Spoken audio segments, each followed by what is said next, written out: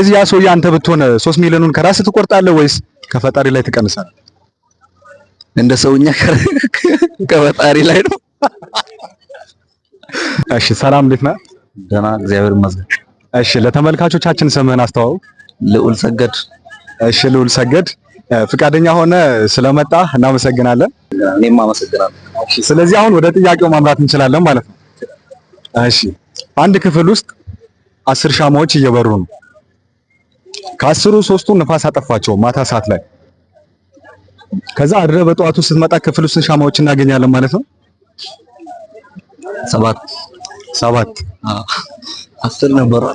7 3 ከጠፉ ማለት አድሬ ስመጣው ቀልጦ ስለሚያገኛቸው ሁሉም ይጠፋሉ። እሺ ጥያቄው አልተመለሰም። ምክንያቱም ክፍል ውስጥ የሚቀሩ 3 ሻማዎች ናቸው ማለት ነው። ምክንያቱም 3ቱን ቀድሞ ንፋስ አጠፋቸው። ስለዚህ 7ቱ ቀልጦ ያልቃሉ ማለት ነው። ያስታርቀናል። እሺ አንድ ሹፌር 5 ሰው መጫን የሚችል መኪና እየነዳ ሽንት ወጥሮት ወረደ። ስለዚህ በድምሩ መኪናው ስንት ሰዎች አሉ ማለት ነው? ረዳት ካለው ብቻው ካለ ምንም አይኖረውም ማለት ነው። ረዳት ካለው ግን ውስጥ አንድ ሰው ይኖራል። እሺ ተመልሷል። ይሄኛው ጥያቄ አይ ረዳት ምናምን አላልኩም። ያው መኪናው ሰው የለም ማለት ሰው የለውም።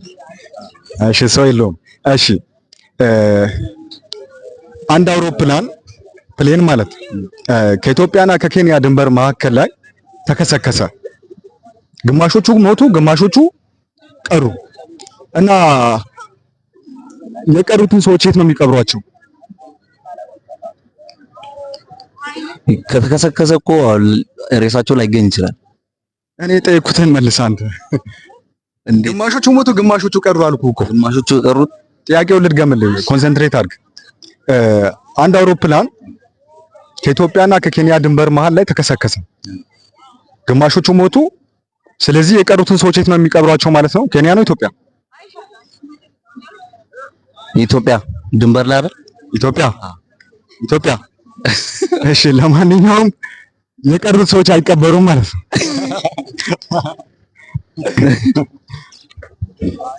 እሺ ፍቅረኛ ወይም እጮኛ እንደ ነገ ልትጋቡ እንደ ዛሬ በጣም ከምትወደው ከሚስጥረኛ ጓደኛ ጋር ወደ ክፍሉ ስትሄድ ሽት እያደረገች ወይም የወስብ ግንኙነት እያደረገች ብትይዛት ምን ታደርጋለህ? አንተ ምን ትወስናለህ? ሰርጉ እንዲደረግ ታደርጋለህ ወይስ ሰርጉ እንዲቋረጥ ታደርጋለህ? ውሳኔ ምን ይሆናል? ሰርጉ እንዲቋረጥ ነው የማደርገው። እኔ እንጃ ብቻ እንዲቀጥል እኔም እዛው ላልገኝ ይችላል ሰርጉ ላይ ማለት ብገኝም ለራሱ ስልክ እኔ አሁን ለምሳሌ እኔ ባውቅ ቤተሰብም ማውቁ አይቀርም እናገራለሁ እና ቤተሰብ የማይፈቅደውን እኔ አላደርገው። ስለዚህ ሰርጉ እንዲቀርና ያ ሁሉ እንዲቀር አደርጋለሁ። ሰርጉ ያ ሁሉ ድግስ ተደግሶ ዘመድ አዝማር ተጠርቶ አንተ ግን ይሄ ሁሉ ወጪ ቤተሰብ እዚህ ሁሉ ኪሳራ ውስጥ ገብቶ አንተ እንዲቋረጥ ታደርጋለህ ማለት ነው። ምክንያቱም ቤተሰብ እንግዲህ አንተ ሰርግ ለመደገስ ብዙ ወጪ አውጥቷል። ክብር የሚባል ነገር አለ በማህበረሰቡ ዘንድ። ስለዚህ ይሄንን ነገር ከግንዛቤ ውስጥ አታስገባ አንተ ሰርጉ እንዲቋረጥ ታደርጋለህ ማለት ነው ያለ ምንም ርህራሄ። አዎ አደርገዋለሁ። ድግስ የተደገሰውንማ ጎዳና ያሉ ልጆች መብላት ይችላሉ። እንዲቀር ነው የማደርገው። ስለዚህ እንዲቋረጥ ታደርጋለህ? እንዲቋረጥ አደርገዋለሁ። አሁን ደግሞ ወደ ሌላ ጥያቄ የ10 ሚሊዮን ብር ሎተሪ ቆርጠህ ቤተክርስቲያን ወይም ቸርች ሄድክና ፈጣሪ ሆይ ይሄ 10 ሚሊዮን አንደኛ ዕጣ እኔን ከደረሰኝ 5 ሚሊዮኑን ለአንተ 5 ሚሊዮኑን ለኔ ብለህ ቃል ገባ። ከዛ አንተ እንደለመንከው እንደጸለይከው ፈጣሪ እንደተማጸንከው አንደኛ ዕጣ 10 ሚሊዮን አንተን ደረሰ። ከዛ ብሔራዊ ባንክ ብሩ ለመውሰድ ስትሄድ መንግስት 3 ሚሊዮን ግብር ቆረጠና 7 ሚሊዮን ሰጠ። ስለዚህ ያ ሰውዬ አንተ ብትሆን 3 ሚሊዮኑን ከራስህ ትቆርጣለህ ወይስ ከፈጣሪ ላይ ትቀንሳለህ? እንደ ሰውኛ ከፈጣሪ ላይ ነው።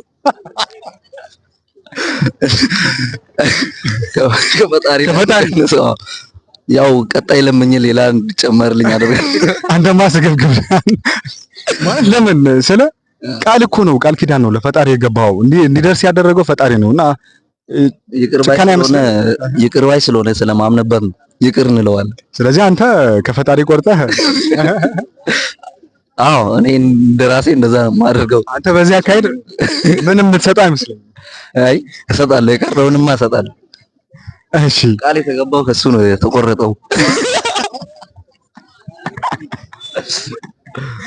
እሺ እሺ አሁን ደግሞ ወደ ሌላ ጥያቄ አይበለውና ለምሳሌ ነው እናትህ በጠና ታማብህ በጣም ቢጨንቅ ማለት ነው ማሳከሚያ ገንዘብ መድኃኒት መግዣ ሳንቲም አጥተህ ቤተክርስቲያን ሄድክና ጨንቆሃል፣ የምር በጣም የመጨረሻ ጨንቆሃል እና ፈጣሪ ሆይ አንድ ያለችኝ እናቴ ብቻዋን ያሳደገችኝ እሷ ናት፣ ከሷ ውጪ ማንም የለኝም፣ ስለዚህ እባክህን አትውሰድብኝ፣ ካለችበት በሽታ ህመም ፈውሳት እባክህ ፈጣሪ አደራ፣ ታውቀኛለህ ያለሷ ማንም የለኝም ብለህ ጸሎት አደረግክ።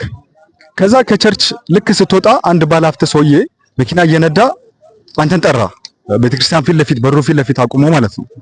ከዛ አንተ ወደሱ ስትሄድ እሽግ ብር የታሸገ ብር እሽግ ብዙ ብር ሰጠህና ይሄንን ገንዘብ እየቸኮልኩኝ ስለሆነ ነው ይሄንን ገንዘብ ወስደ ለቤተክርስቲያን ስለት የገባሁት ስለሆነ ቃል የገባሁት ስለሆነ ወስደ አድርስልኝ አደራ ብሎ ይሰጣል። እና አንተ ብትሆን ያ ሰውዬ እናትህ ከታከመች ትድናለች 100%። ያ ሰውዬ አንተ ብትሆን እናትን ታሳክምበታለህ ወይስ ቃል የተገባውን ገንዘብ የሰውየውን ወስደ ለቸርች ትሰጣለህ? ጸሎቴ ቀድሞ ተሰምቶ የፈጠነው እዛው እኮ ተሰጠልኝ እና ይሄንን እኮ አሳክም ነው ያለኝ እንጂ አስገባር ነው ያለኝ። ፈጣሪ ነው የፈቀደልኝ። ይሄንን ፈጣሪ ነው የፈቀደልኝ። እንደዛ ብለው የምታስበው? እንደዛ ነው የማስበው። ለምሳሌ አሁን ማለት ሰውየው እንግዲህ ቃል ገብቶ ስለቱ ሰምሮለት ነው ያንን ገንዘብ አጥቶ ቃል ኪዳን ያስገባው ቃሉን የጠበቀው እና አንተ ሌላ ቃል የምትበላ አይመስልህም ወይ? እናትህን ፈጣሪ ማዳን ከፈለገ በሌላ መንገድ ማዳን የሚሳነው ይመስልሃል አንተ? አዎ በሌላ መንገድ ማዳን ተስኖ ሳይሆን ይሄንን እንድጠቀምበት ዘንድ ነው ለኔ ያመጣልኝ ብዬ ነው የማስበው። ስልክ እየጸለይኩ ጸሎት አለ አይደል? እሱ ደርሶልኝ ነው የምለው ነው። ስለዚህ አንተ ይሄንን ይዤ አሳክማታለሁ። እሺ እናመሰግናለን። በመቀጠል ለኃይሌ ሾው ቤተሰቦች ወይም ለኃይሌ ሾው ቤት የተሰማህን ስሜት እና በዛውም ደግሞ ሰብስክራይብ እንዲያደርጉ ቤቱን መልእክት አስተላልፍ። አይ ኃይሌ ሾውን ሰብስክራይብ አድርጉ፣ ላይክ ይደረግ። አይ እሺ አባቴ ታንኪዩ ፒስ አውት። እሺ